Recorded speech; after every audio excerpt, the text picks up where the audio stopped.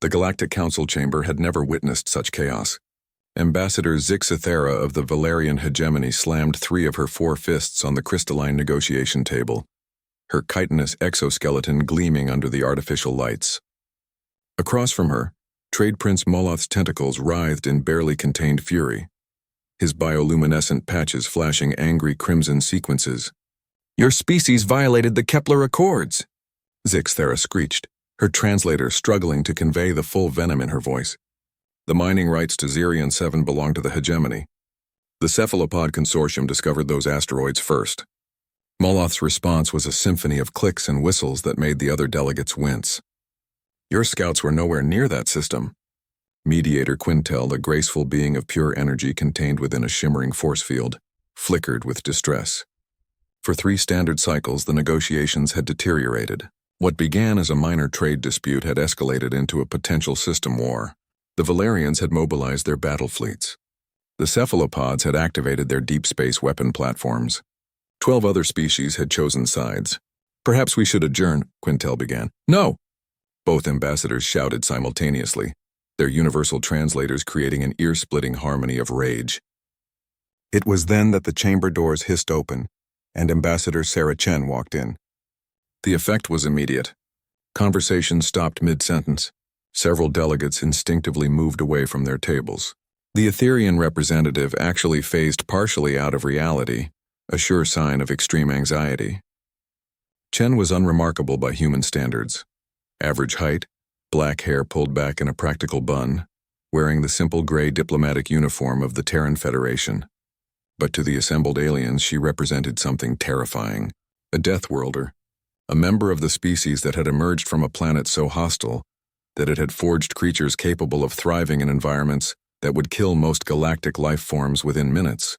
"I apologize for my tardiness," Chen said, her voice calm and measured as she took her seat at the previously empty human delegation table. "I was reviewing the case files." Zixithera's mandibles clicked nervously. "Human, this is a delicate matter requiring sophisticated diplomatic protocols. Perhaps it would be best if I left?" Chen interrupted, pulling out a simple tablet. "I understand the concern. Humans don't have the best reputation for subtlety. We're the species that solved the Drakmor hostage crisis by crashing a dreadnought into their command ship. We ended the synthesis wars by threatening to collapse a star. Very direct approaches."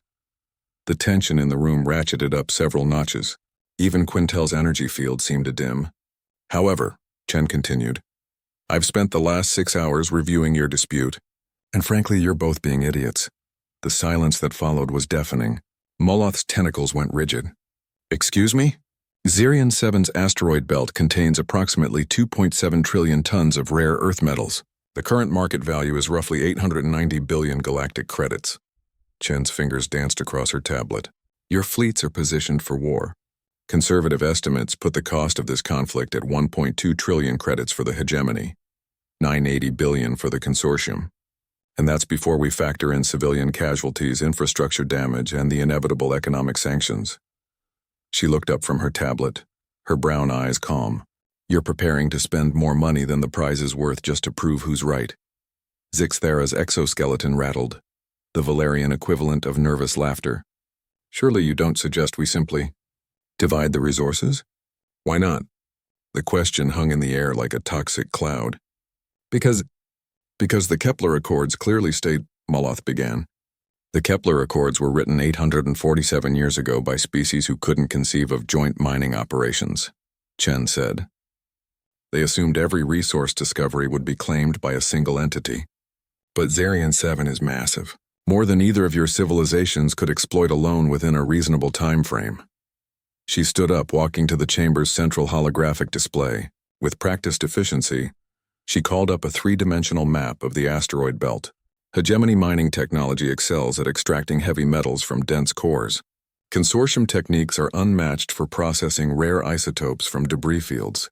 The logical solution is a joint operation, 60-40 split favoring whichever species provides primary infrastructure, with the other handling specialized extraction. The room buzzed with whispered translations and hurried calculations. "But the legal precedent," Zixithera protested. "Will be whatever we decide it is," Chen said firmly. "The Galactic Council has amendment powers. More importantly, both your governments have the authority to ratify new agreements. She turned to face both ambassadors directly. Here's what's going to happen. You're going to spend the next 2 hours working out the technical details of a joint mining operation. I'll help arbitrate the profit-sharing mathematics. Then you're going to call your respective leaders and get approval for a historic interspecies cooperation agreement. Moloth's bioluminescent patches flickered uncertainly. And if we refuse? Chen's expression didn't change, but somehow the temperature in the room seemed to drop several degrees. Then I'll invoke Article 15 of the Terran Federation's mutual defense treaties with both the Altarian Republic and the Sigma Centauri Alliance. The implications hit the room like a shockwave. Both the Republic and the Alliance had existing trade partnerships with the Hegemony and the Consortium, respectively. If humanity called in those favors, you're threatening economic warfare, Zixthera said, her voice barely above a whisper. I'm offering economic prosperity, Chen corrected. The threat is what happens if you choose the alternative. See?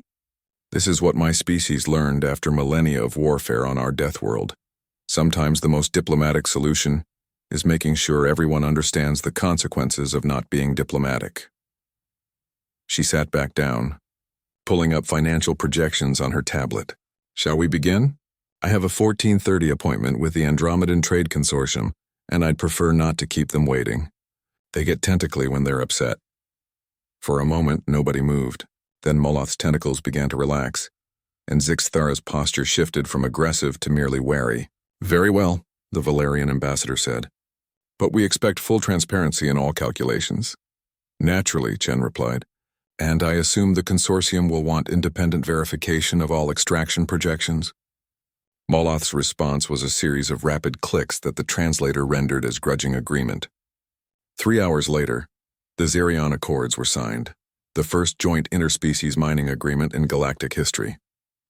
The ceremony was broadcast across 17 star systems, with commentators marveling at the unprecedented cooperation. As the delegates filed out of the chamber, Mediator Quintel approached Chen. Remarkable, the energy being said.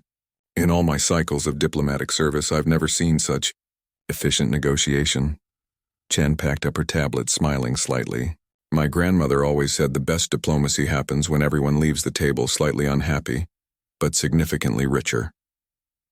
She paused at the chamber door, looking back at the now empty negotiation table. Besides, we humans learned something important during our species' violent adolescence. Nobody wants to fight when there's money to be made. The trick is just making sure everyone understands the math. As she walked away, her footsteps echoing in the corridor, the other species representatives finally understood why humanity had been invited to join the Galactic Council. It wasn't because humans were peaceful. It was because they understood that the most effective weapon in any diplomat's arsenal wasn't words or treaties or moral authority. Sometimes it was just a calculator and the absolute certainty that everyone in the room was smart enough to use it.